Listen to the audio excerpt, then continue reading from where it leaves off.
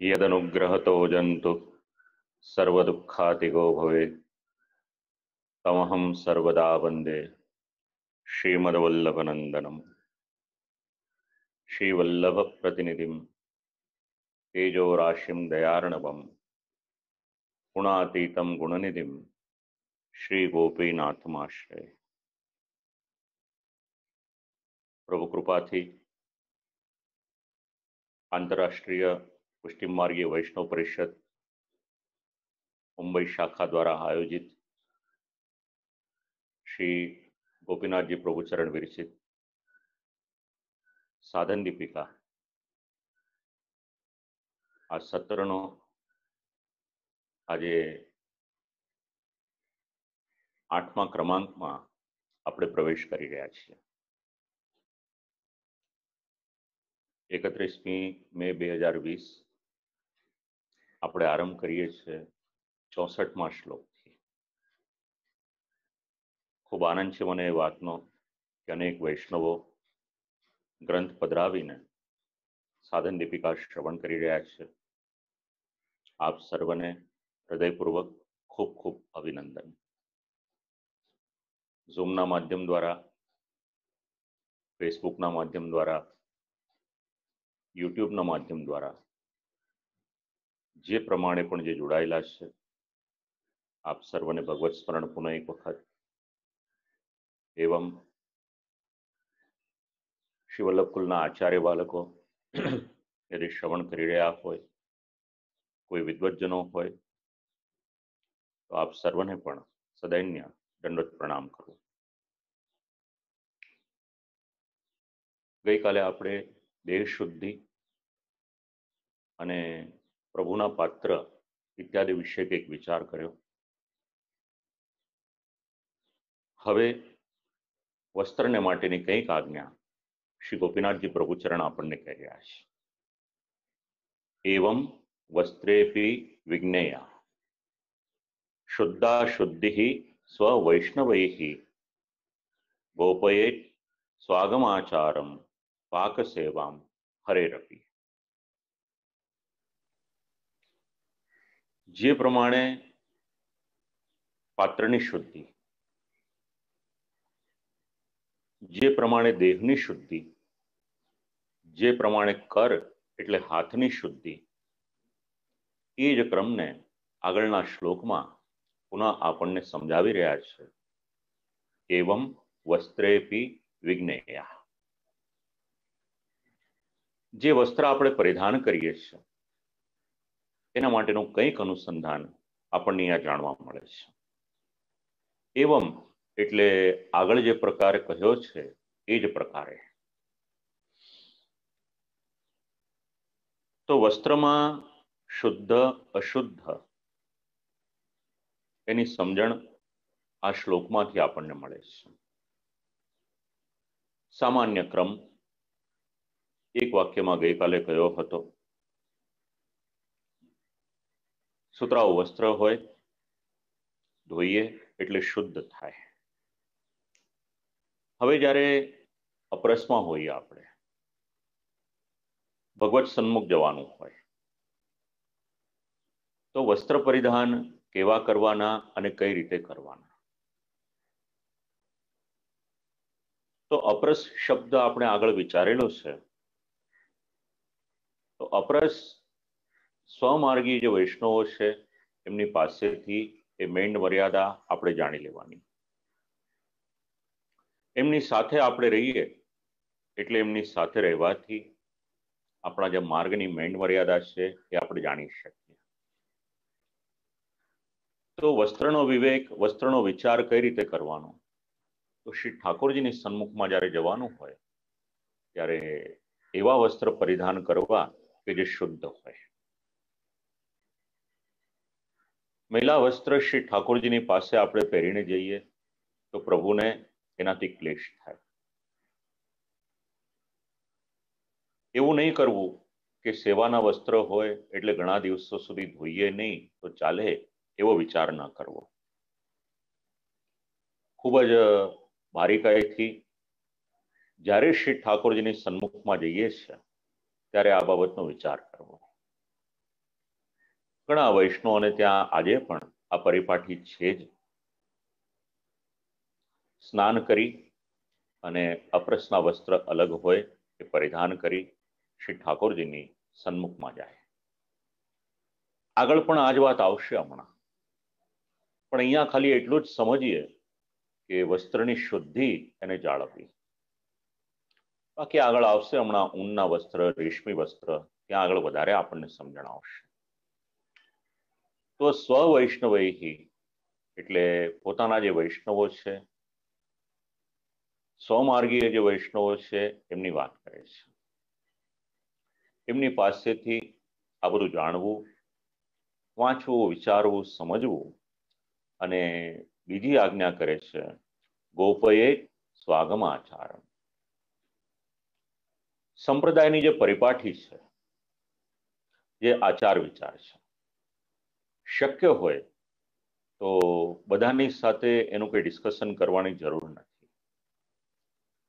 કારણ જો સમજનાર સમજશે નહીં તો અર્થનો અનર્થ થશે, અને અર્થનો અનર્થ ન થાય એના માટે ભક્તિશાસ્ત્રના, સંપ્રદાયના જે આચાર વિચાર છે એને બહુ જાહેર કરવાની જરૂરિયાત નથી. એને ગુપ્ત રાખીએ એ વધારે સારું છે. અને એમાં પણ જેમને માર્ગની સમજણ ન હોય એમની સાથે એ બધી ચર્ચા વિચારણા કરશો, વાત કરશો તો મુશ્કેલી થશે. અને આપણા માર્ગમાં આમ પણ આ વાત સમજાવેલી છે. ઘણી બધી વાતો જે શ્રી ઠાકોરજીની સાથે જોડાયેલી છે એમાં પારિભાષિક શબ્દોનું ખૂબ મહત્વ છે.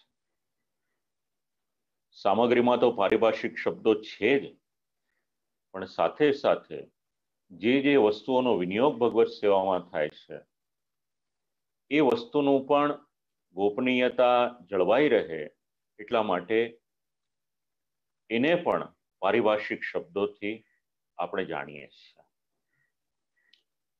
તો એ જ આજ્ઞા શ્રી ગોપીનાથજી પ્રભુચરણ આપણને સમજાવી રહ્યા છે. અને ટીકાકારેમાં પાંચરાત્રાગમ પદ્ધતિ એનું અનુસંધાન લેશે. સાથે સાથે શ્રી ઠાકોરજીની પાક સેવા એટલે સામગ્રીની સેવા. પુષ્ટિ માર્ગમાં વાર્તા પ્રસંગ આપણને એવું સમજાવે છે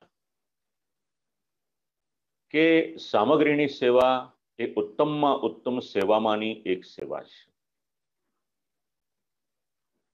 હવેનો શ્લોક એની પછીનો શ્લોક આ બધું આપણને સમજાવે છે. તો સેવાના ક્રમમાં 3 શબ્દો લગભગ વૈષ્ણવોને કંઠસ્થ છે: રાગ, ભોગ અને શૃંગાર. જેવી રીતે કોઈ પુસ્તક હોય, એમાં કોઈક શબ્દ કે કોઈક વાક્ય લખ્યું હોય, પછી ત્યાં એક માર્કિંગ કરેલું હોય ને પછી એનું એનેક્સર આપ્યું હોય. તો બસ અત્યારે આ 3 શબ્દો છે, યાદ રાખજો. જો સાધન દીપિકાના ક્રમ પછી આપણને સમયની સાનુકૂળતા હશે અને જો શ્રી ઠાકોરજી કૃપા કરશે તો એકાદ વક્તવ્ય આપણે આ 3 શબ્દોને માટે વિચારીશું કે જેમાં સંક્ષિપ્તમાં રાગ, ભોગ અને શૃંગાર આ 3 શબ્દો વિશે વિચાર કરી શકાય. જે પણ સાનુકૂળતા શ્રી ઠાકોરજી આપશે, કારણ કે અત્યારના આપણા જે શ્લોકો છે એ જ આપણે મૂળ મુદ્દે સમજીએ એ વધારે સારું છે. પાક સેવાની વાત ચાલે છે, સામગ્રીની વાત ચાલે છે, ભોગની વાત ચાલે છે. તો જો આપણે વૈષ્ણવ છીએ, શબ્દો બોલતા ખાસ ધ્યાન રાખજો. પુષ્ટિ માર્ગમાં ક્યારેય પણ એવું ન બોલાય કે ભગવાનને ધરવાનો પ્રસાદ લાવો. જાહેર ખબરમાં આપણે વાંચીએ છીએ એવું કે ધરવાને માટેની પણ જે સામગ્રી હોય એવું બોર્ડ લગાવેલું હોય અમુક દુકાનોમાં, કે સાઇનબોર્ડ પણ લગાવેલા હોય કે ભગવાનને ધરવાનો પ્રસાદ મળશે. તો સામગ્રી કોને કહેવાય, ભોગ કોને કહેવાય, પ્રસાદ કોને કહેવાય અને મહાપ્રસાદ કોને કહેવાય, આ 4 શબ્દ વિચારી લેવાના. જો શબ્દ બોલવામાં આપણી કઈ ભૂલ થશે તો શક્યતા એવી પણ છે કે ભલે ઉત્તમમાં ઉત્તમ પ્રકારની સામગ્રી સિદ્ધ કરી હોય, પણ જો પ્રસાદની મર્યાદા નહીં જળવાય તો કદાચ શ્રી ઠાકોરજી એ સામગ્રી અંગીકાર પણ નહીં કરે. અને જે પાક સેવા કરે, ખાસ કરીને બહેનો પાક સેવા કરતી હોય, સામગ્રી સિદ્ધ કરતી હોય, એમાં ભાવ શુદ્ધિ ખૂબ જ જરૂરી છે. સાથે સાથે શક્ય હોય ત્યાં સુધી કોઈની પણ સાથે વાત ન કરશો. ન કરે નારાયણને મોઢામાંથી કંઈક ઉડ્યું તો બધી જ કરેલી મહેનત હોય એની પર પાણી ફરી વળશે. જે રીતના ફૂલઘરની સેવા છે, એવી રીતે સામગ્રીની સેવા છે. શક્ય હોય તો કોઈની પણ સાથે વાત ન કરશો. સામગ્રીની શુદ્ધિ જળવાશે અને આપણું મન પણ પ્રભુમાં લાગેલું રહેશે. પાક સેવા એમાં સામગ્રીના નિર્માણની પ્રક્રિયા છે. ટીકાકાર એવું કહે છે કે શક્ય હોય તેને ગુપ્ત રાખો તો વધારે સારું છે, જેનાથી કોઈના પણ મનમાં, વચનમાં, વાણીમાં કોઈ પણ પ્રકારની દોષ દ્રષ્ટિ ન થાય. એના માટે આ વાત આપણને કહેવામાં આવે છે. અને આપણે ત્યાં તો આમ પણ પરિપાટી છે. ભોજન કરવા માટે જ્યારે બેસીએ ત્યારે ભોજનના પદાર્થો છે એ બીજા કોઈને દેખાય નહીં એ પ્રમાણેની આપણી પરિપાટી છે. આ જ વાત આપણને સમજાવી રહ્યા છે. શેને માટે? તો કે કોઈ પણ પ્રકારનો દોષ ન લાગે એટલા માટે સામગ્રીની સેવામાં ખાસ કાળજી રાખવી. 65મો શ્લોક ભગવત સેવામાં કયા પ્રકારના પાત્રનો વિનિયોગ કરવાનો એ વાત સમજાવે છે. સૌવર્ણૈઃ રાજતૈસ્તામ્રૈઃ પાત્રૈર વ્યવહરેત પરૈઃ પાકે સ્વીયાન સતીર્થ્યાંશ્ચ સવર્ણાન સન્નિયોજયેત. એટલે પાત્ર કેવા લેવાના અને સામગ્રી સિદ્ધ કરવાને માટે સહાય જોઈએ તો કોની લેવાની, આ શ્લોક આપણને સમજાવે છે. હવે જે વડીલો હશે એમને ખ્યાલ હશે.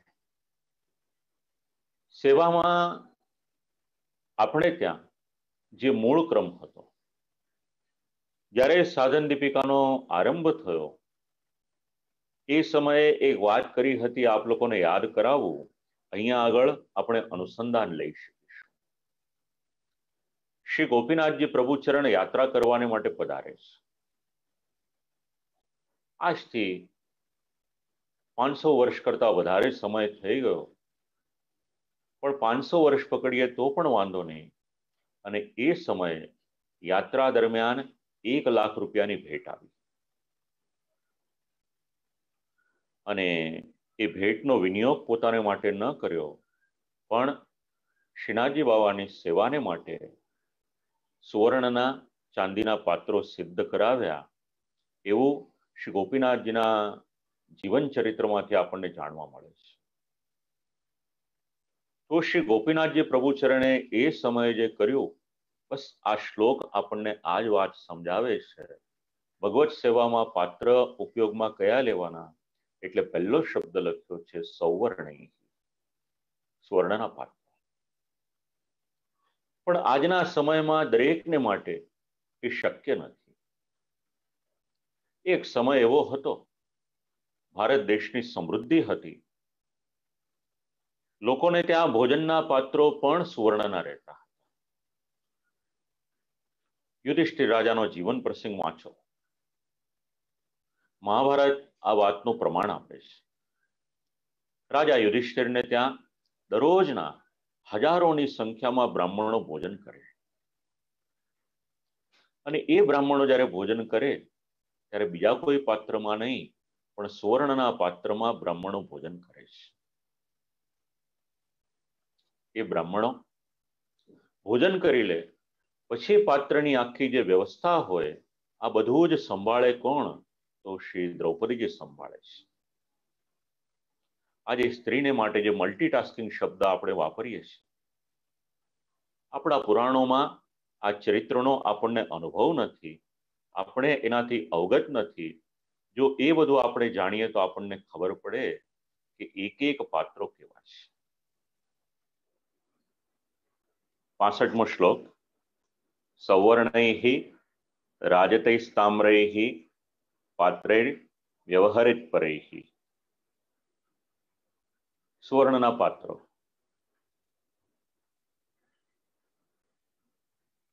એની પછી બીજો પર્યાય આપ્યો છે રજત, એટલે ચાંદીના પાત્રો.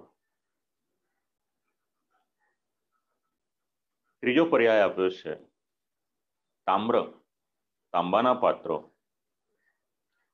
અને અન્ય જે પાત્ર છે, એટલે મૂળ ક્રમમાં આપણે ત્યાં જે પાત્ર હતા એમાં 6 પ્રકારના પાત્રોનો ઉલ્લેખ છે. હવે કોઈક એવો વિચાર કરે કે અમારી પાસે સોના અને ચાંદીના પાત્ર નથી તો શું? તો બિલકુલ નિરાશ થવાની જરૂર નથી. ધર્મ કે સંપ્રદાય એવું નથી શીખવાડતો આપણને કે તમારી પાસે સંપત્તિ હોય તો જ તમે સેવા કરી શકો. સુવર્ણના પાત્ર હોય તો ઉત્તમ, ન હોય તો ચાંદીના પાત્ર, એ ન હોય તો કાંસ્ય પાત્ર, કાંસાના પાત્ર, એ ન હોય તો તાંબાના પાત્ર.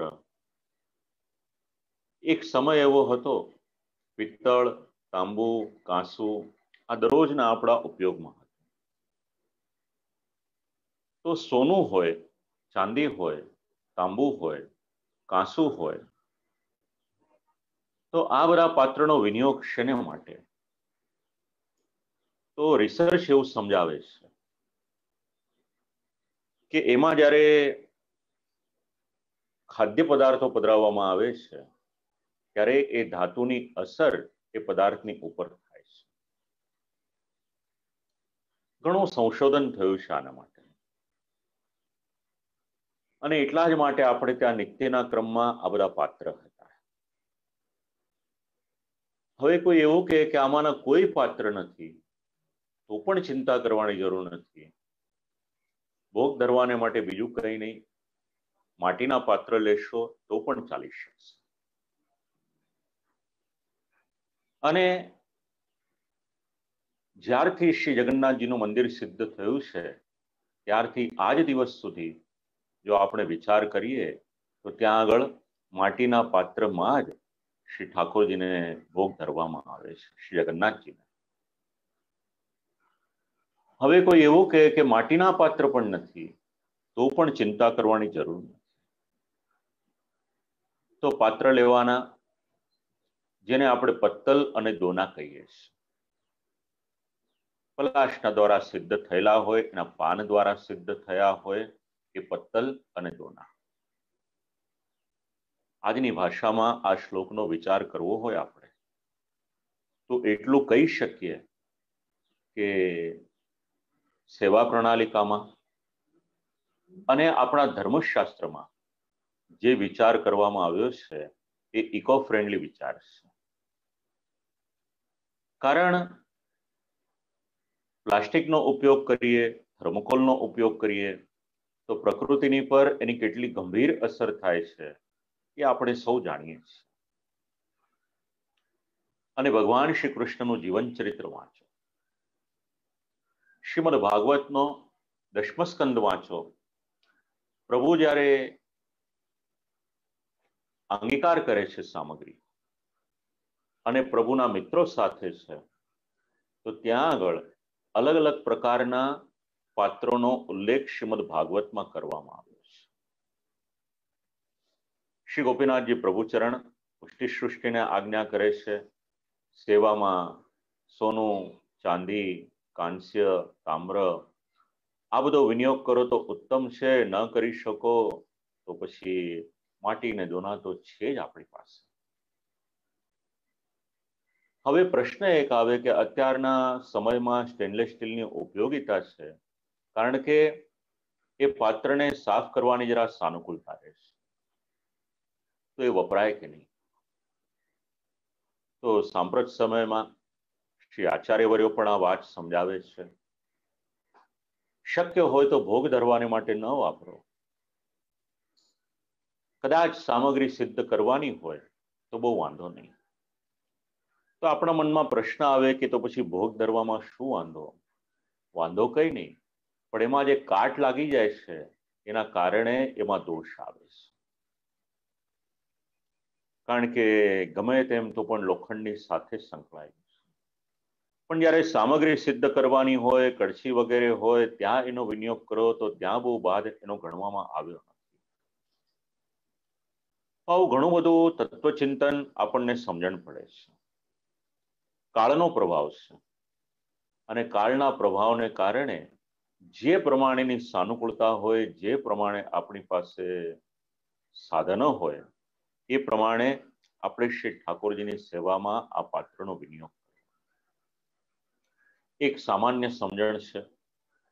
દહીં હોય, છાશ હોય કે કોઈ ખાટા પદાર્થો હોય, હવે જો એને ચાંદી વગેરેના પાત્રમાં રાખવામાં આવે તો પછી એ સામગ્રીમાં પણ વિકૃતિ આવવાની સંભાવના રહે છે. તો આ બધો જ વિચાર સેવા પ્રકારમાં અનેક રીતે કરવામાં આવ્યો છે. પણ ખાસ ધ્યાન રાખવાનું, સેવામાં શક્ય હોય એટલી પાત્ર શુદ્ધિ પણ જાળવવાની. આ સિદ્ધાંત આપણે યાદ રાખો. હવે પ્રશ્ન આવે, ક્યારેક સામગ્રી વધારે સિદ્ધ કરવી હોય અને એકલા પહોંચી શકાય એવું હોય નહીં તો શું? તો પાકે સ્વીયાન સતીર્થાંશ સવર્ણાન સન્નિયોજયે. તો પાક સેવામાં પોતાના આત્મીય સ્વજનો, બંધુજનો પણ જેમણે બ્રહ્મ સંબંધ લીધો છે એમનો વિનિયોગ ભગવત સેવામાં થાય તો એ ઉત્તમ છે. કારણ કે જો માર્ગની પ્રણાલિકા નહીં સમજતા હોય અને પાછા શબ્દની મર્યાદા નહીં જાળવે અથવા તો પછી ભાવ દુષ્ટ થઈ જશે તો પછી એ સામગ્રી શ્રી ઠાકોરજી અંગીકાર નહીં. આ બધા સિદ્ધાંતો આપણને આ શ્લોકોમાંથી જાણવા મળે છે. સન્નિયોજયે એટલે જેમને મેંડ મર્યાદા ખ્યાલ હોય એમનો વિનિયોગ કરવો. હવે સામગ્રી સિદ્ધ થાય તો એનો વિનિયોગ કઈ રીતે કરવાનો? તો 66 અને 67 આ બે શ્લોક આપણે વિચારીએ. સમર્પ્યેવ શુચિપૂર્વમ હરયેન ન્યત્ર યોજયેત વિમુખમ શુચિપાત્રમ તો યંશુકમ લોમજમ શુચિ. અને કાર્પા સમાહતમ શુદ્ધમ નવ કૌંસુભયુક્ત શુચિ વિપ્રેર વ્યવહૃતમ તીર્થ મારામશ્ય ગૃહમ શુચિ. આ શ્લોક જરા વિચાર કરીએ આપણે. તો સમર્પેવ શુચિ પૂર્વમ. શુચિ એટલે પવિત્રતાથી સિદ્ધ થયેલું જે શુદ્ધ વસ્તુ હોય એનો સર્વપ્રથમ વિનિયોગ શું? તો સર્વપ્રથમ એને શ્રી ઠાકોરજીને. આ એક નિયમ રાખો ઘરમાં. જો અન્નને સર્વપ્રથમ શ્રી ઠાકોરજીને આપણે ધરીએ તો ષોડશ ગ્રંથમાં શ્રી આચાર્યચરણ જે સિદ્ધાંત સમજાવે છે એ સિદ્ધાંતનું સારી રીતે પાલન થઈ શકે. અને એ જ વાત આગળના શ્લોકનું અનુસંધાન જ અહીંયા આગળ સમજાવ્યું છે.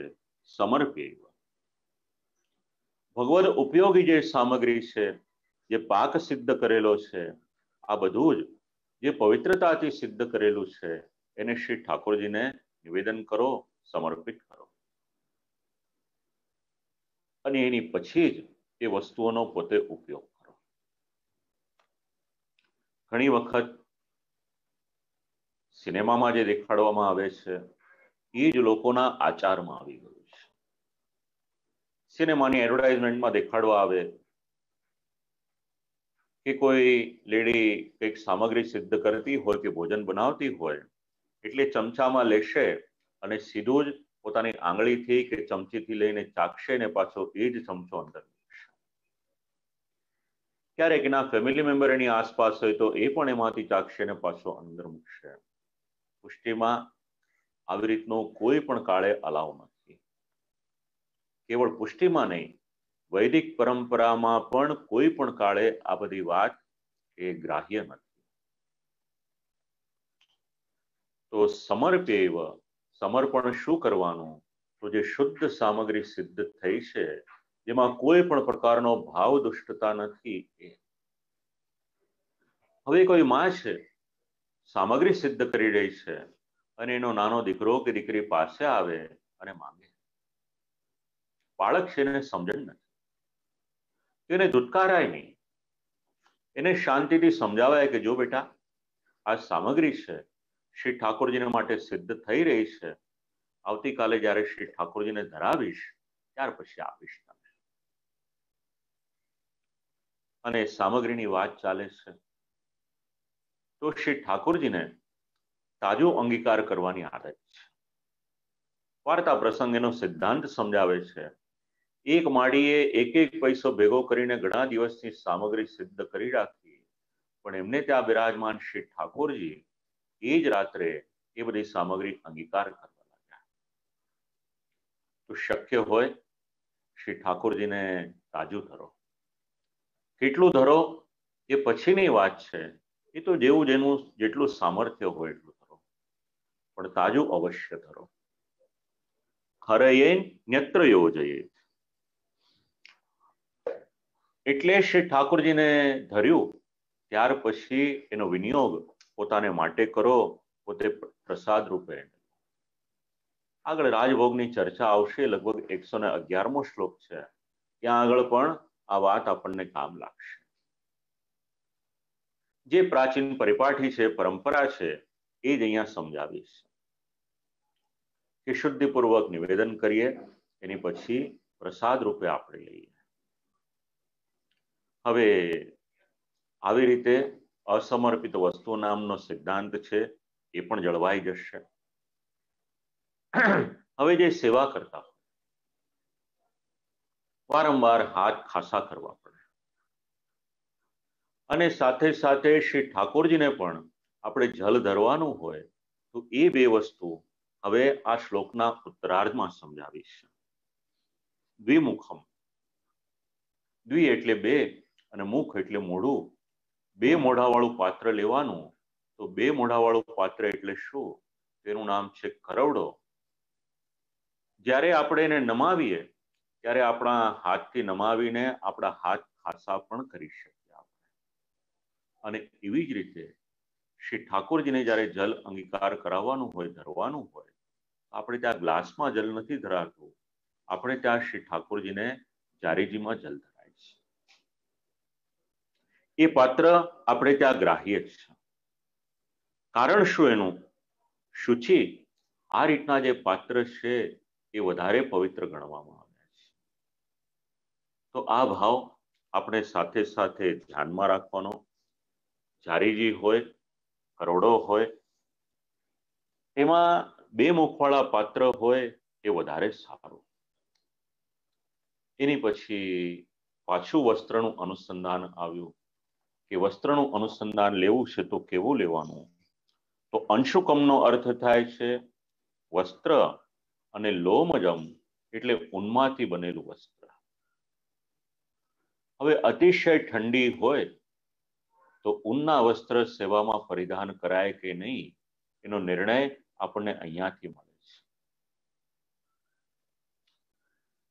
એનો સંબંધ પશુની સાથે, અને આમ વિચાર કરવા માટે જઈએ એની ચામડીમાંથી એને ઉતારવામાં આવ્યું હોય, એટલે સેવાના ક્રમમાં ઊનનું વસ્ત્ર આપણા સંપ્રદાયમાં ગ્રાહ્ય ગણવામાં આવ્યું નથી.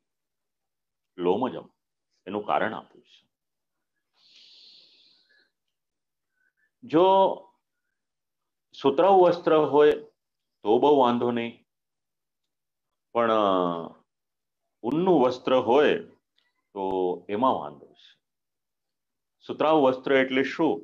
તો 67મા શ્લોકમાં પહેલો શબ્દ છે કાર્પાસમ, એટલે કોટનનું વસ્ત્ર. કોટનનું વસ્ત્ર એ શુદ્ધ ક્યારે? તો ધોયેલું હોય ત્યારે શુદ્ધ. અને નવ કૌશુભયુક્ત એટલે નવીન હોય, લાલ રંગનું હોય વસ્ત્ર. હવે આ વાત જરા સમજવા જેવી છે. વસ્ત્રની શુદ્ધિ, જો સુતરાઉ વસ્ત્ર પણ પહેર્યું છે તો શક્ય હોય સેવા કરી લીધા પછી એને ધોઈ નાખીએ તો વધારે સારું. અને જો એ વસ્ત્ર પરિધાન કરીને પ્રસાદ લીધો તો અવશ્ય એને ધોવું જ પડે.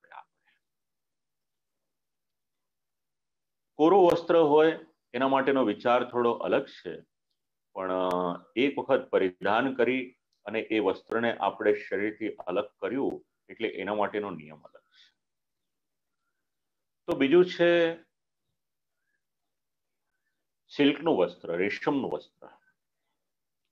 તો રેશમનું વસ્ત્ર હોય, પરિધાન કરીને જો દરરોજ ન ધોઈએ ને એકાદ દિવસ 2 દિવસ ચલાવવો હોય તો ચાલે, પણ એમાં દુર્ગંધ ન આવે એની ખાસ ધ્યાન રાખવાની.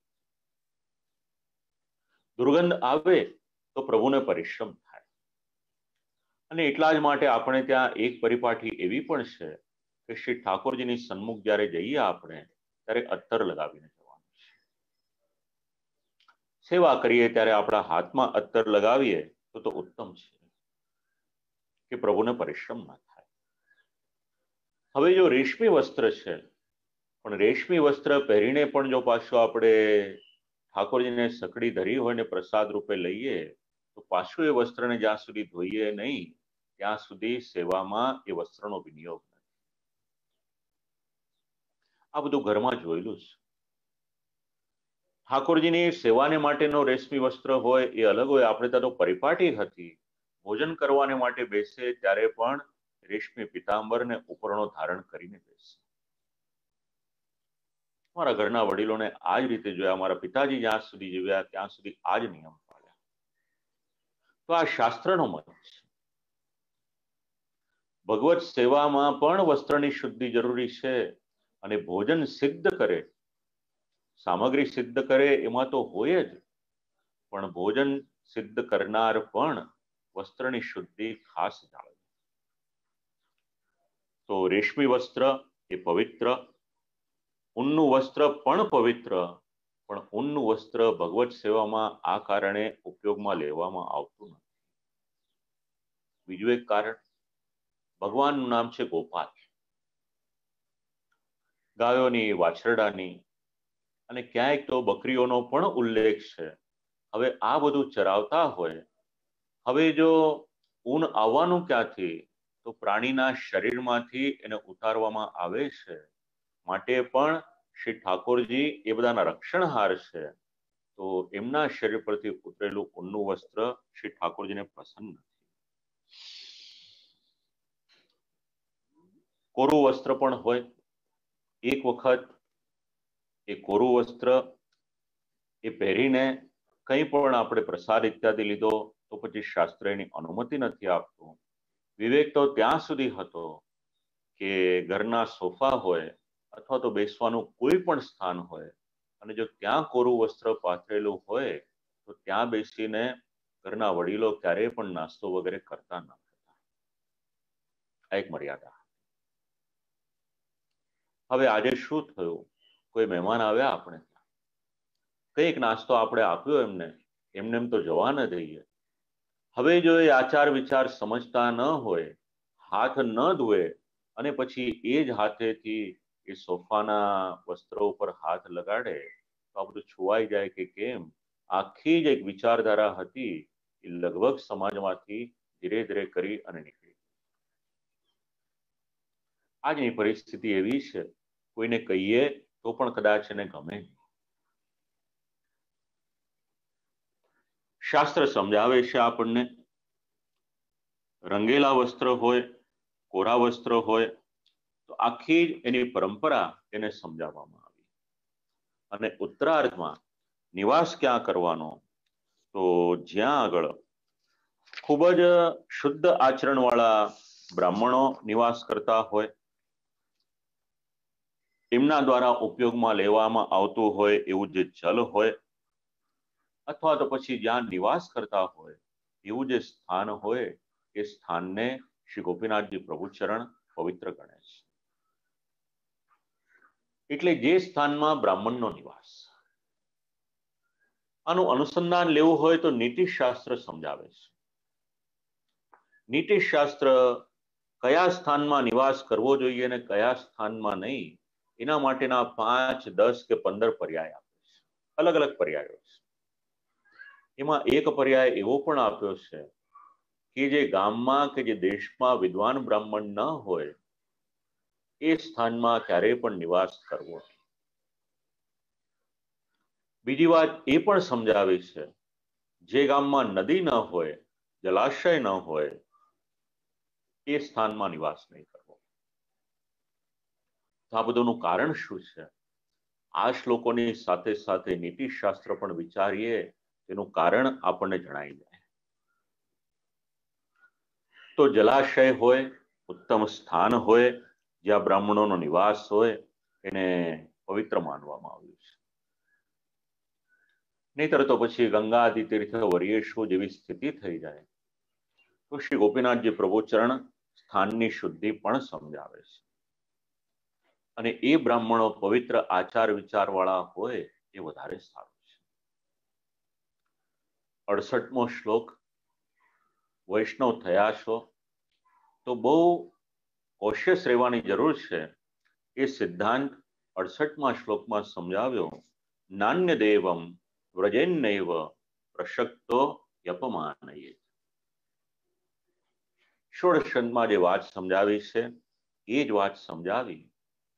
કોઈ પણ દેવની સકામ ઉપાસના કરશો નહીં અને આવશ્યક ન હોય તો ત્યાં જશો નહીં. કોઈનો અનાદર નથી. એક વાત ખાસ ધ્યાન રાખજો, પુષ્ટિમાર્ગ ક્યારેય પણ કોઈ પણ દેવનો અનાદર નથી કરતો. જ્યાં આવશ્યકતા છે સન્માન આપ્યું છે. અને શ્રી આચાર્ય ચરણ તો ત્યાં સુધી આજ્ઞા કરે છે કે કોઈ પણ દેવ હોય, દેવની કક્ષા મનુષ્યની કક્ષાની કરતા ઉપરની છે, માટે કોઈ પણ દેવનો અપરાધ કરશો નહીં, એમને મસ્તક અવશ્ય નમાવજો. 2 શબ્દ છે એનું ધ્યાન રાખવાનું. એક શબ્દ છે આદર અને બીજો શબ્દ છે આશ્રય. આદર દરેકનો આપો. કોઈનો પણ અનાદર કરશો નહીં. કોઈ પણ દેવ હોય, કોઈનો પણ દ્વેષ પણ કરશો નહીં. પણ જો આશ્રય લેવાનો આવે તો આશ્રય કેવળ એકનો જ. બસ આવું જ કંઈક અનુસંધાન આપણે અહીંયા આગળ વિચારી શકીએ. નાન્ય દેવમ વ્રજેન્નૈવ, કે કોઈ પણ દેવની પાસે જવાને માટેની, સમ્મુખ થવાની આપણે બહુ આવશ્યકતા એવી છે નહીં. અને પ્રસંગવશ કદાચ આપણે જવું પણ પડે તો ક્યારેય પણ કોઈનું પણ અપમાન કરશો નહીં. અને જ્યારે તીર્થ સ્થાનમાં જાઓ તો તીર્થના દેવ, તીર્થના બ્રાહ્મણ, તીર્થના પુરોહિત, એમનું સન્માન અવશ્ય કરજો. આ વાત જરા આપણે વિચારી લઈએ. પ્રશક્તો યપમાનયે. કોઈ પણ દેવ હોય, હવે 2 શબ્દ વાત નીકળી તો કહી દઉં આપ લોકોને. એક શબ્દ છે ભગવાન અને બીજો શબ્દ છે દેવ. આ બંને શબ્દનો ભેદ બરાબર સમજી લેજો. જ્યાં સુધી આ બંને શબ્દનો ભેદ નહીં સમજાય ત્યાં સુધી બધી ગડબડ થતી રહેશે. એટલે જેમનું આરાધન કરો છો એમનું સ્વરૂપ સમજવું આપણા માટે અનિવાર્ય છે. એટલા જ માટે આપણે ત્યાં શાસ્ત્રનો શબ્દ લીધો છે, મહાત્મ્ય જ્ઞાન. જો શ્રી ઠાકોરજીની સેવા કરો છો તો મહાત્મ્ય જ્ઞાન જાણવું જરૂરી છે. જેવી રીતે આની આગળનું સત્ર હતું એમાં શ્રી ગિરિરાજજી બાવાનું મહાત્મ્ય જ્ઞાન, શ્રી નાથજી બાવાનું મહાત્મ્ય જ્ઞાન, શ્રી મહાપ્રભુજીનું મહાત્મ્ય જ્ઞાન, આ બધો વિચાર કરવામાં આવે. તો જ્યાં સુધી મહાત્મ્ય જ્ઞાન ખ્યાલ નહીં હોય અને ભગવાન અને દેવ આ બંને શબ્દનો ખ્યાલ નહીં હોય ત્યાં સુધી બહુ બધી મુશ્કેલી થતી રહેશે. હવે આ બંને શબ્દનો ભેદ પણ જાણવો હોય તો આજે નથી કહેતો, એક અઠવાડિયું જવા દો, આવતીકાલે કે પરમ દિવસે આપ લોકોને મેસેજ મળી જશે, ષોડશ ગ્રંથનો આરંભ થઈ રહ્યો છે આંતરરાષ્ટ્રીય પુષ્ટિમાર્ગીય વૈષ્ણવ પરિષદ દ્વારા. બસ એમાં આવા ઘણા બધા સિદ્ધાંતો આવશે કે જેના દ્વારા વૈષ્ણવના ભાવોનું પોષણ થશે. શબ્દો આપણે દરરોજ બોલતા પણ હોઈએ, પણ એનો અર્થઘટન શું થાય છે આપણને ખ્યાલ ન હોય, તો આવું ઘણું બધું આપણે જાણવા જેવું છે, વાંચવા જેવું છે, વિચારવા જેવું છે. પણ કદાચ દરેકની વાંચવામાં રુચિ ન હોય, વિચારે તો સમજણ ન પડે, એના માટે જ આવા બધા સત્રોનું આયોજન થાય છે. એક વખત આપ લોકોની પાસે ફ્લાયર આવી જશે, ડિટેલ આવી જશે, એટલે પછી એની વધારે જાણકારી આપીશું. પણ એટલું યાદ રાખીએ, નાન્ય દેવમ વ્રજેન્નૈવ પ્રશક્તો યપમાનયે. અન્યાશ્રયમ વર્જયેત. આવી સમજણ વલ્લભ દિગ્વિજય નામના ગ્રંથમાં પણ આપવામાં આવી છે. અને સાથે સાથે જ્યારે આપણે ભગવાનનું આરાધન કરીએ છીએ ત્યારે એમાં બાકીના બધા જ અંતર્ગત આવી જ જાય છે. તો હવે આપણો ભાવ સ્થિર કઈ રીતે થઈ શકે? કારણ કે એકાશ્રય કરવાને માટે ભાવની સ્થિરતા ખૂબ જ જરૂરી છે. તો એ કોઈ જાદુની લાકડી નથી કે ફેરવીએ ને આપણો ભાવ સ્થિર થઈ જાય. તેના માટેની સમજણ આપીશ. સૌથી પહેલા તો ભગવદીયનો સંગ થાય, આ પહેલું પગથિયું. આપણે આત્મનિવેદન કરીએ છીએ, અને આત્મનિવેદન કરીએ એટલે શ્રી આચાર્ય ચરણની કૃપાથી ને શ્રી ઠાકોરજીની કૃપાથી સર્વાત્મ ભાવની કંઈક આપણને અનુભૂતિ થાય છે. અને એ અનુભૂતિ જ્યારે આપણને થાય, શ્રી ઠાકોરજીને આપણે બધું સમર્પિત કરતા હોઈએ, સમર્પણનો ભાવ આપણામાં દ્રઢ થાય, એમ કરતા કરતા દ્રઢ વિશ્વાસ આવે. શ્રી આચાર્ય ચરણની આજ્ઞા અવિશ્વાસો નૈવ કર્તવ્ય, દ્રઢતા આવે.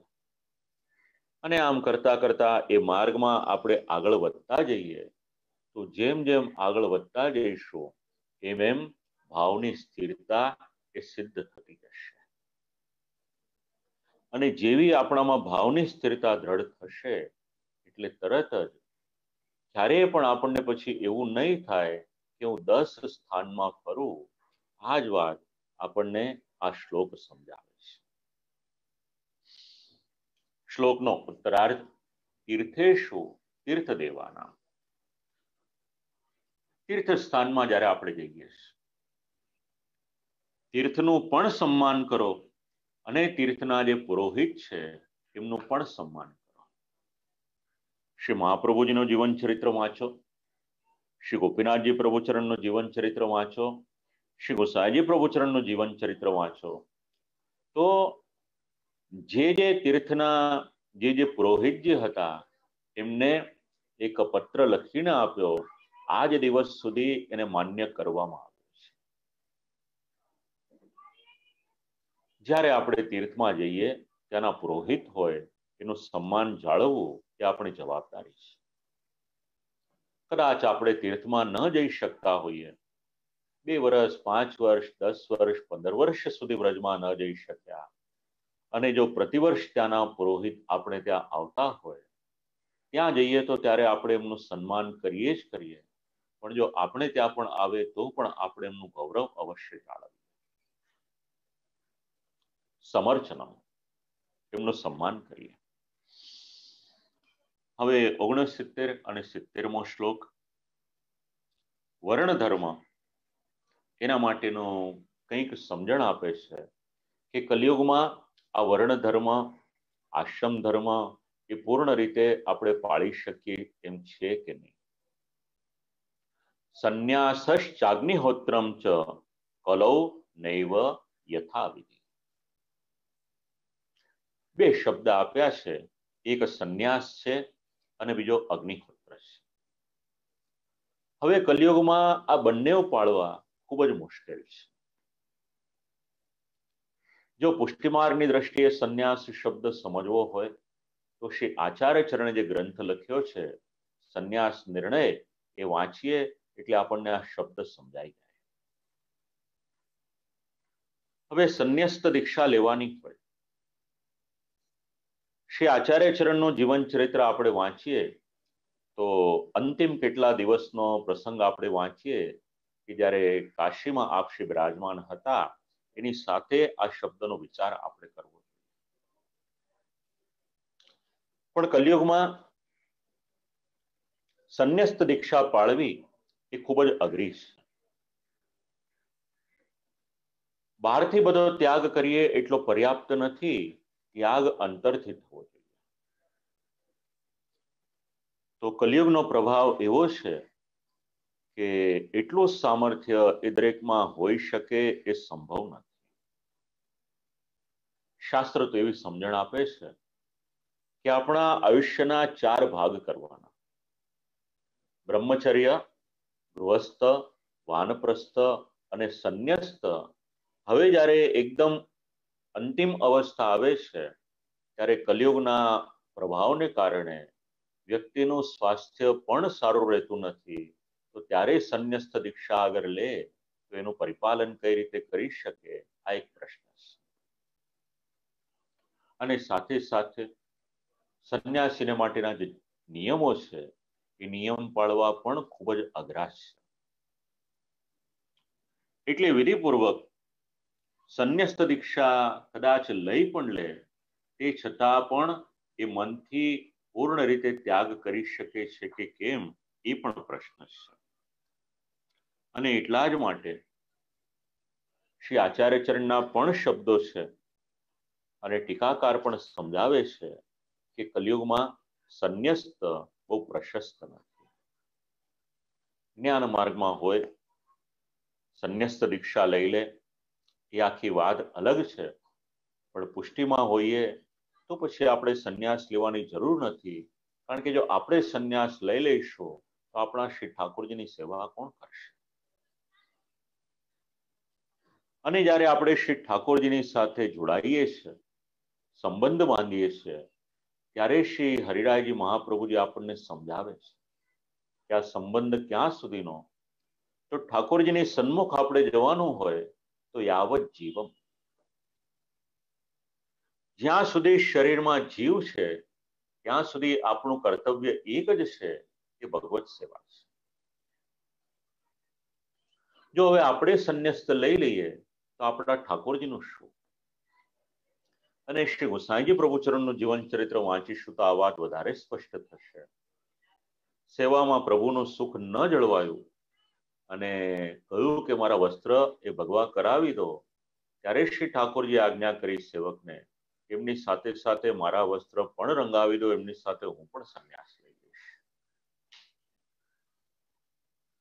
આ જ વાત શ્રી ગોપીનાથજી પ્રભુચરણ સમજાવી રહ્યા છે કે આ ચતુર્થ આશ્રમ છે. કલયુગના કારણે પાખંડ ધર્મનો પ્રસાર એમાં પણ થઈ જાય, અને જો એનું મન અંતરથી વિશુદ્ધ ન હોય તો સંન્યસ્ત દીક્ષા પણ એને ઉપયોગી નહીં થઈ શકે. અને એવી જ રીતે અગ્નિહોત્રના નિયમ ખૂબ જ કઠિન છે. અગ્નિહોત્ર જે લેશે એમની પર એટલા બધા રિસ્ટ્રિક્શન આવી જાય છે કે દરેક વ્યક્તિનું પછી દ્રવ્ય પણ એમનાથી લેવાતું નથી અને નિત્ય અગ્નિનું આરાધન કરવું પડે. માટે શ્રી ગોપીનાથજી પ્રભુચરણ આજ્ઞા કરે છે કે કલયુગમાં અગ્નિહોત્ર લઈ તો લે, પણ પછી એને નિભાવવું એ ખૂબ જ મુશ્કેલ છે.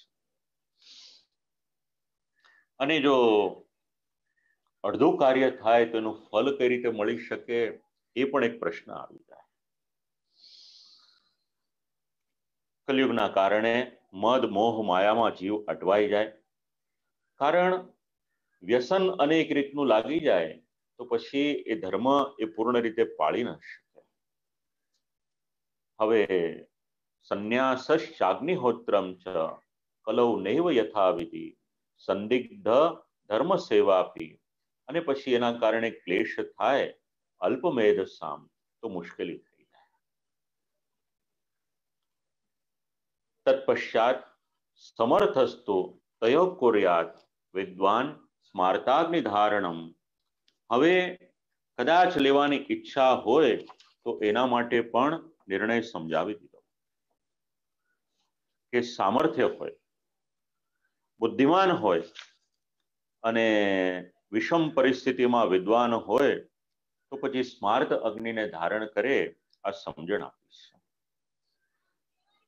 અને કદાચ એમાંથી પૂર્ણ રીતે નિયમ ન પાળી શકે તો પછી આરડું પતિત થાય છે. એ પાછી બધી શાસ્ત્રની ચર્ચા છે. આપણે પાછું એમાં સંન્યસ્ત વગેરે લેવું નથી. એ ચર્ચા આપણને બહુ ઉપયોગી નથી. પણ એટલું યાદ રાખીએ કે કલયુગમાં સંન્યસ્ત અગ્નિહોત્ર એને શ્રી ગોપીનાથજી પ્રભુચરણ બહુ પ્રશસ્ત નથી. એની આગળનો શ્લોક 71 ને 72મો શ્લોક. આ બંને શ્લોક આપણા બધાના જીવનની સાથે જોડાયેલા છે. કેવળ સેવા ક્રમમાં જ નહીં, પણ એક ગૃહસ્થ જે ઘરમાં રહે છે એ ગૃહસ્થના જીવનની સાથે આ બંને શ્લોક એ ગાઢ રીતે જોડાયેલા છે. યદ્યપ્યેવમ હિ ગાર્હસ્થ્યમ વર્ણ ધર્મેણ દુષ્કરમ તથાપ્યાયાત પતિતમ તદ્વ્યક્તમ દેહયાત્રયા. એટલે આ પ્રમાણે ગૃહસ્થાશ્રમમાં રહે જે સ્માર્ત અગ્નિ વગેરેને ધારણ કરે તો વર્ણાશ્રમ ધર્મ અનુસાર ગૃહસ્થ ધર્મનું આચરણ કરવું પણ કઠિન છે. એ છતાં પણ યથાશક્તિ એનું પાલન અવશ્ય કરવું. લગભગ આ વાત આગળ સમજાવેલી છે કે ગૃહસ્થાશ્રમની કઈ કઈ જવાબદારી છે. જ્યારે અલગ અલગને પોષણ આપવાની વાત આવી હતી ત્યારે આ વાત ગૃહસ્થાશ્રમને માટે સમજાવી હતી કે તમારા ને મારા માથે કેટલાક ઋણ છે. દેવનું ઋણ હોય, ઋષિનું ઋણ હોય, પિતૃનું ઋણ હોય. અને વૈશ્વદેવની વાત જ્યારે સમજાવી ત્યારે ગૃહસ્થનો ધર્મ શું છે એને વધારે સારી રીતે ત્યાં આગળ સ્પષ્ટ કર્યો. પણ કલયુગમાં જો આ ગૃહસ્થ ધર્મ કદાચ આપણી ઈચ્છા વગર પણ આવ્યો હોય તો એને પણ આપણે સારી રીતે નિભાવવાનો અને સાથે સાથે ન ગાર્હસ્થ્યમ વિના દેહ યાત્રા ધર્મોપી સિદ્ધ્યતિ. ગૃહસ્થાશ્રમનો અભાવ હોય તો પિતૃકર્મ, પુત્રોત્પત્તિ આ બધાનો અભાવ થઈ જાય. ઠાકોરજી કંઈક પ્રેરણા કરી કહું આપ લોકોને આ વાત ઉપર. ખૂબ જ ઉપયોગી વાત શ્રી ગોપીનાથજી પ્રભુચરણ સમજાવે છે. શાસ્ત્ર એવું કહે છે કે એક આશ્રમમાંથી બીજા આશ્રમમાં પ્રવેશ કરો અને આજનો યુવાન મિલેનિયલ કે એવો શું શબ્દ વાપરે છે મને એક્ઝેક્ટલી વર્ડ ખબર નથી, પણ એવો જ કંઈક શબ્દ છે કે જે લગ્નની સંસ્થાને માનતા નથી અને લિવ ઇન રિલેશનશીપમાં માને છે. જે રહેતા હશે એમની અંગત વાત છે. આપણે એના માટેની કે ચર્ચા કે ટીકા ટિપ્પણી કરી ન શકાય, કારણ કે દરેકનું જીવન પોતાનું જીવન છે. આપણને કોઈ અધિકાર નથી કે આપણે કોઈકના જીવનમાં વધારે પડતી દખલગીરી કરીએ, જરા પણ ન કરવી જોઈએ. પણ શાસ્ત્ર જે સમજાવે છે, ચાર આશ્રમની આખી જે પરંપરા આપી છે એનું કારણ શું છે? જ્યારે ગૃહસ્થાશ્રમમાં વ્યક્તિ પ્રવેશ કરે છે અને પતિ પત્ની તરીકે સાથે રહેશે, એક લીગાલિટીની દ્રષ્ટિએ પણ વિચાર કરીએ, નૈતિકતાની દ્રષ્ટિએ પણ વિચાર કરીએ, મોરલિટી પણ વિચાર કરીએ આપણે, અને કમિટમેન્ટ પણ વિચારીએ, તો આખી જ વ્યવસ્થાને આ રીતે વિચારો તો ખબર પડશે કે લગ્ન જીવનનું મહત્વ કેટલું છે. અને જ્યારે એ લગ્ન જીવન નથી રહેતું ત્યારે જરા શાંતિથી વિચાર કરે, એક સાથે કેટલા બધા સંબંધોની પર ત્યાં ને ત્યાં જ પૂર્ણ વિરામ આવી જાય છે. સમાજ એવું સમજે છે કે જેમ જીવવું હોય એમ જીવી શકાય, પણ ધર્મશાસ્ત્ર એની અનુમતિ આપતું નથી. માનવું ન માનવું એ અંગત વાત છે, પરંતુ આ શ્લોકને જો અર્વાચીન પરિપ્રેક્ષ્યમાં પણ વિચારવો હોય તો આવો ઘણો વિચાર કરી શકાય છે.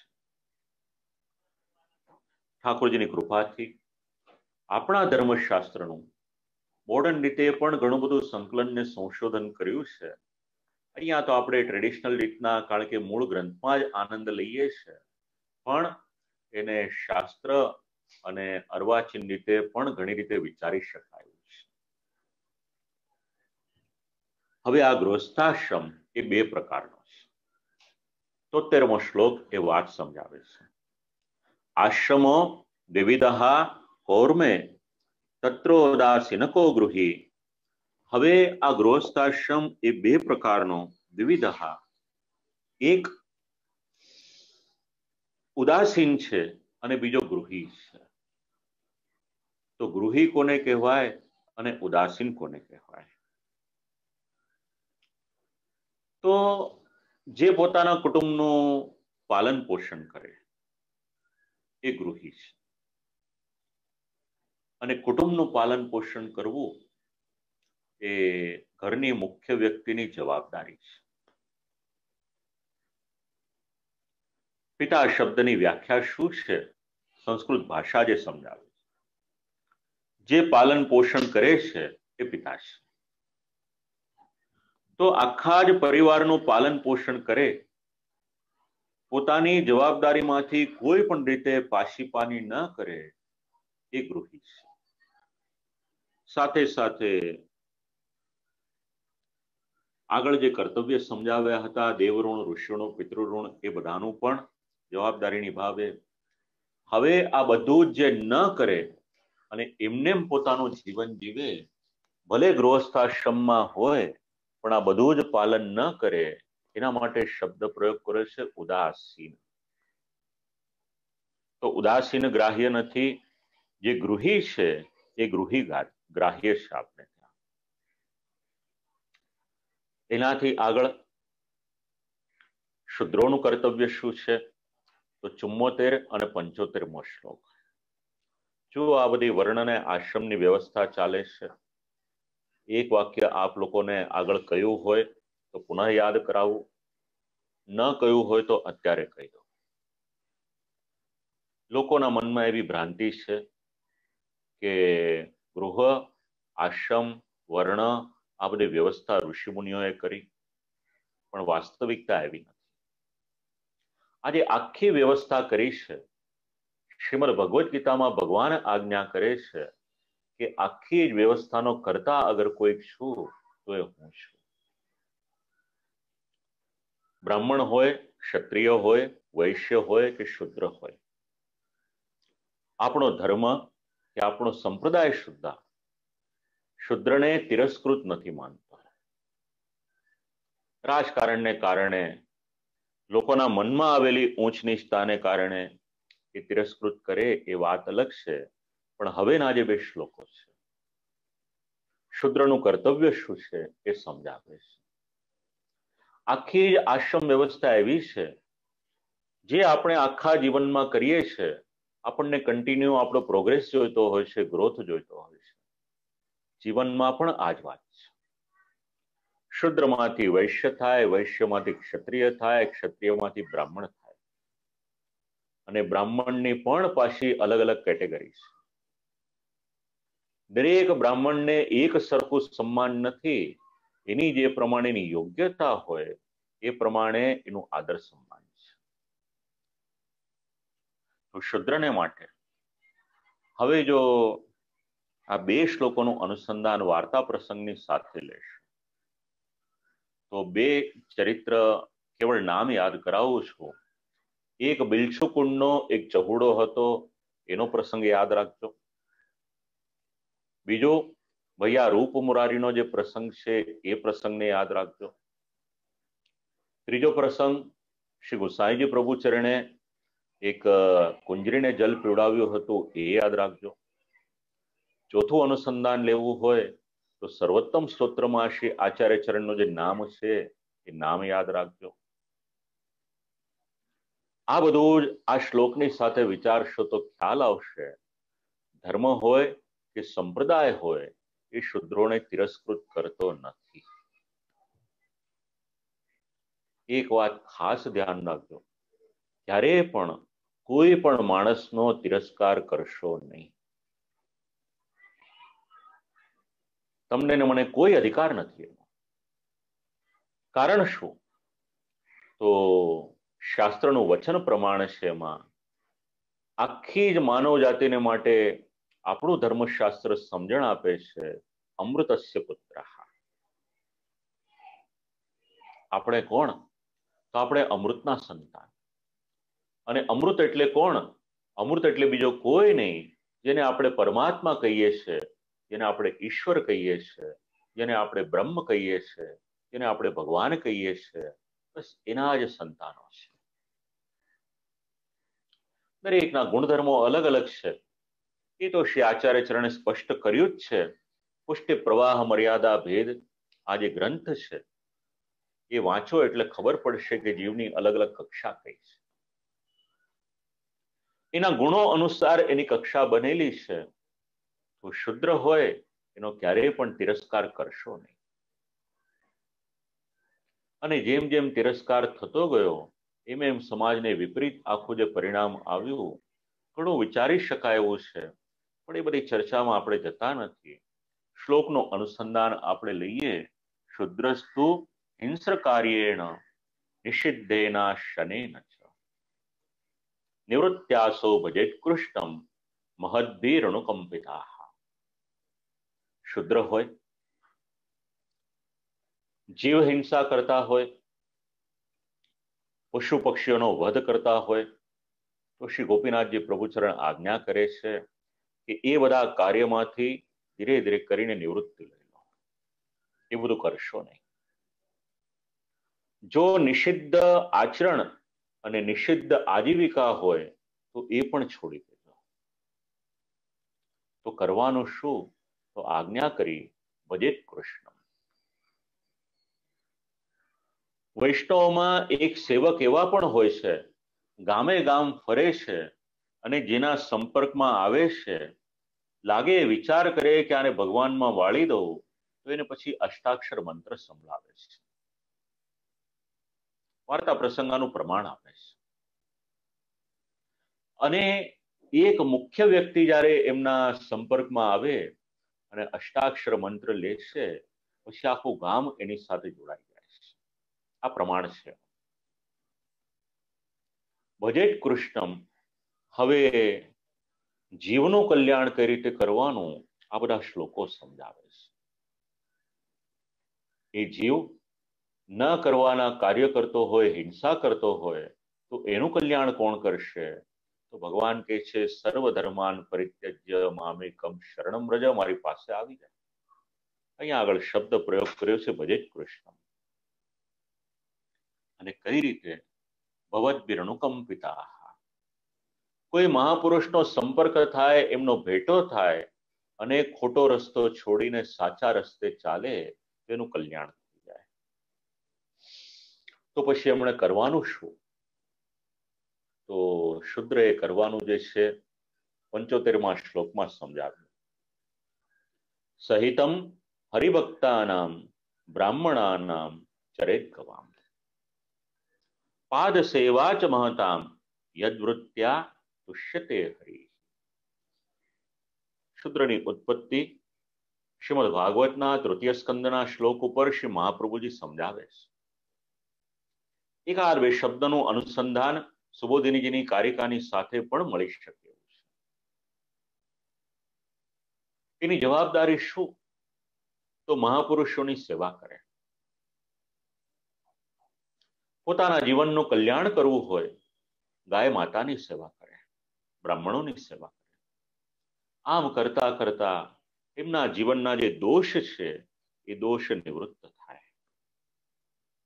અને શુદ્રસ્ય સન્નતિ શૌચમ સેવા સ્વામિન્યમાયા. જેમ જેમ વિનમ્રતા આવે, પવિત્રતા આવે, ભગવાનમાં જોડાતા જાય, એમ એમ ધીરે ધીરે કરી અને આગળ વધતા જાય. અને ખોટો રસ્તો છોડી અને જે વ્યક્તિ પોતાના જીવનમાં સાચો રસ્તો અપનાવે છે, એ દરેક જીવને કામ લાગે એવી આજ્ઞા શ્રી ગોપીનાથજી પ્રભુચરણ 75મા શ્લોકના અંતિમ ચરણમાં કરે છે, યદવૃત્ત્યા તુષ્યતે હરિ. જીવનમાં વૃત્તિ એવી રાખજો, જીવનમાં વ્યવસાય એવો રાખજો, જીવનમાં કામ ધંધો નોકરી જીવનનું આચરણ એવું રાખજો કે જેના દ્વારા તુષ્યતે હરિ, એટલે ભગવાન પ્રસન્ન થાય. લોકોને પ્રસન્ન કરવાને માટે આપણું જીવન જીવવું પડે વ્યવહારમાં, એ આખી વાત અલગ છે. પણ આપણું કર્તવ્ય શું છે? સેવકનું એક જ કર્તવ્ય છે, જેના દ્વારા એના સ્વામી પ્રસન્ન રહે એ રીતના તમારે ને મારે જીવન જીવવાનું છે. લૌકિકમાં પણ આપણે ત્યાં કામ કરનાર કોઈ કર્મચારી હોય, કોઈ ચાકર હોય, કોઈ નોકર હોય, કોઈ મેડ હોય, આપણાથી ઉપરવટ જાય તો આપણને ગમે નહીં. તો આપણે અલૌકિકની વાત કરીએ તો અલૌકિકમાં તમારું ને મારું જીવન એવું હોવું જોઈએ, તમારું ને મારું કાર્ય એવું હોવું જોઈએ કે જેના દ્વારા તુષ્યતે હરિ. ભલે શબ્દો શુદ્રને માટે લખ્યા છે, પણ દરેક જીવનું કલ્યાણ કરે એવા આ બે શબ્દ છે. અને ભગવાન પ્રસન્ન શેનાથી થાય? દયા સર્વભૂતેષુ. જીવ માત્રની પર દયા રાખો, અનુકંપા રાખો, કમ્પેશન રાખો. જીવનમાં પવિત્રતા રાખો, ભગવત સેવા કરો, મહાપુરુષોની સેવા કરો. આમ જેમ જેમ આગળ વધતા જઈશું એમ એમ આપણે ભગવાનના વધારે ને વધારે લાડકા થતા જઈશું. માટે શુદ્રના ધર્મ સમજાવી હવે 76મા શ્લોકથી સર્વજન સામાન્ય ધર્મ એનું નિરૂપણ કરી રહ્યા છે. તો આવતીકાલે નહીં પણ હવે મંગળવારે જ્યારે આપણે પાછા ભેગા થઈશું ત્યારે 76મા શ્લોકથી આપણે આરંભ કરીશું, આગળનો ક્રમ લઈશું. આજે જરા ઇલેક્ટ્રિસિટી જતી રહી 5-10 સેકન્ડને માટે, એટલે પાછું આખું રાઉટર ને બધું સ્ટાર્ટ થાય, બધી સિસ્ટમ શરૂ થાય. એવું નથી કે એક સેલફોન રાખીને આખો આ પ્રકલ્પ ચાલી રહ્યો છે, એવું નથી. ઘણું બધું જોડાયેલું છે આમાં. તો એ આખું જ શરૂ થતા લગભગ 4-5 મિનિટનો એક વ્યવધાન આવી ગયો. એ હવે વાત આપણા હાથમાં નથી. તો આજનું આ જે વક્તવ્ય છે, ગઈકાલે મેં કંઈક વાત કરી હતી આપ લોકોને. મહામંત્રનું એક અભિયાન આખું જ આંતરરાષ્ટ્રીય પુષ્ટિમાર્ગીય વૈષ્ણવ પરિષદ દ્વારા ચલાવવામાં આવી રહ્યું છે. કોરોનાના સમયમાં તો ઉપયોગી છે જ, પણ આ જીવન ઉપયોગી છે. દરેક વૈષ્ણવો એમાં જોડાય, આવો પરિષદના મનનો મનોરથ છે. મેં જ્યારે આગળ વાંચ્યું હતું ત્યારે એવું વાંચ્યું હતું કે 2,16,000 જેટલી એની અષ્ટાક્ષર મંત્રની માળા થઈ હતી. પણ 29 તારીખ સુધીની જે માળા થઈ છે એમાં એ 3,38,000 આટલી માળા અષ્ટાક્ષર મંત્રની થઈ છે. પુષ્ટિમાર્ગે ગૌરવ લેવા જેવી આ એક વાત છે. લગભગ 3,65,00,000 જેટલા અષ્ટાક્ષર મહામંત્રના જપ 29 તારીખ સુધી થયા છે. આજે 31મી મે છે. 2 દિવસમાં જેટલો વધારો થયો હશે એટલો અલગ. જે વ્યક્તિ જે સ્થાનમાં છે, સકામ કશો જ નથી કરવાનું, કેવળ અને કેવળ શ્રી ઠાકોરજી પ્રસન્ન થાય એના માટે શક્ય હોય અષ્ટાક્ષર મહામંત્રના જપ આપણે કરીએ, આવો એક પરિષદનો સંકલ્પ છે. શ્રી વલ્લભકુલના આચાર્ય બાલકોના આશીર્વાદ પ્રાપ્ત થયા છે. ગામે ગામના વૈષ્ણવો એમાં જોડાયેલા છે. આવું સત્કર્મ આંતરરાષ્ટ્રીય પુષ્ટિમાર્ગીય વૈષ્ણવ પરિષદના માધ્યમ દ્વારા સંપન્ન થઈ રહ્યું છે.